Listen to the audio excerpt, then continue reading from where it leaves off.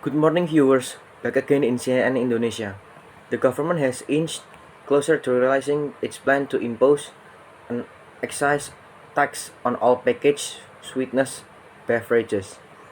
When the Finance Ministry and the House of Representatives Budget Committee or Banggar agreed to include sugary drinks as to excise the tax in next year budget.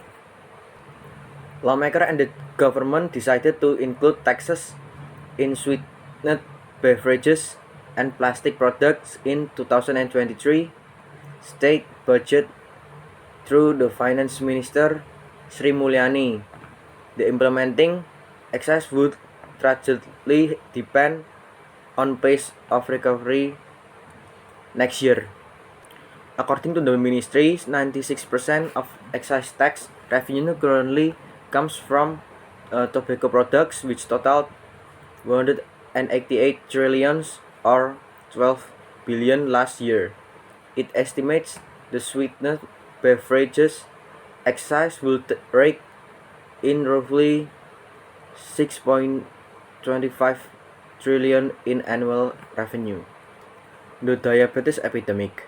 The agreement between the ministry and the House Budget Committee opens a new chapter in a government to combat country's growing diabetes epidemic. According to 2021 report from the International Diabetes Federation (IDF), around 19.5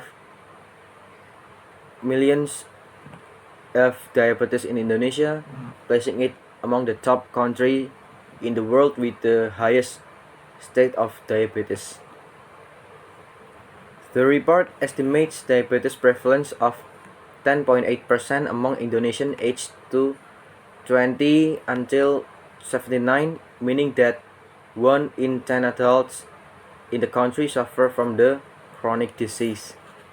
The number of diabetes patients in Indonesia increased from 10 million in 2019 and now increased in 7 million in 2022.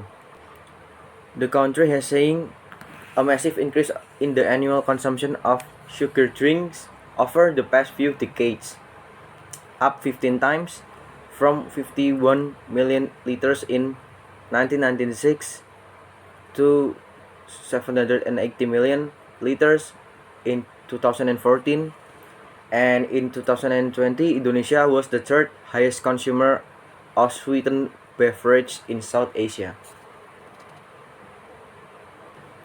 Communicable Disease Control and Prevention Director Eva Susanti said that this effort alone were not sufficient to curb the country's growing diabetes problem.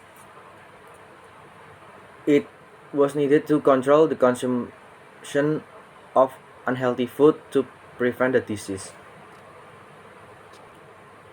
The Center for Indonesia Strategic Development Initiative (CISDI), an independent think tank based on Jakarta, recently worked with the Indonesia Food Policy Coalition to create an online petition demanding the immediate imposition of a sugary drink tax.